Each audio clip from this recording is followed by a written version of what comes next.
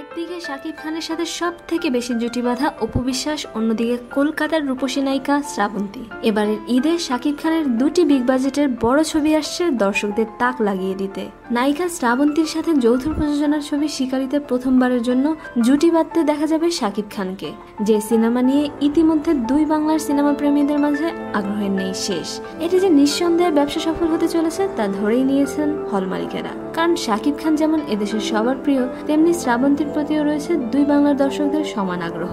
আর Shakib Srabanti জুটির chemistry যে দারুণ হয়েছে তার প্রমাণ মুক্তি পাওয়া গান ও ট্রেলার দেখেই বোঝা যায়। অপরদিকে সম্রাট দ্য কিং ইজ হিয়ারও কম যায় না। অপু বিশ্বাসকে নিয়ে ইতিমধ্যে মিডিয়ায় ব্যাপক চর্চা রয়েছে। তার অনিয়মিত শুটিং ও নিজেকে আড়াল করে রাখাকে কেন্দ্র করে সৃষ্টি হয়েছে নানা কল্পনা জল্পনা। তাছাড়া শাকিব অপু জুটি নিয়েও চলছে নানা মুখরোচক গল্প, ফলে এই জুটির সিনেমা দেখার ব্যাপারেও দর্শক উন্মুখ হয়েই আছে।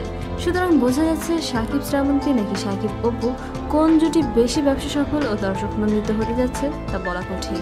প্রিয় দর্শক, আপনারা আপনাদের মতামত লিখুন, জানান শাকিব খানের সাথে কোন নায়িকাকে বেশি মানানসই লাগবে বলে আপনি মনে করেন। শোবিজের আরো নিত্য নতুন খবর জানতে আমাদের সাবস্ক্রাইব করুন, লাইক দিন এবং কমেন্ট করতে ভুলবেন না।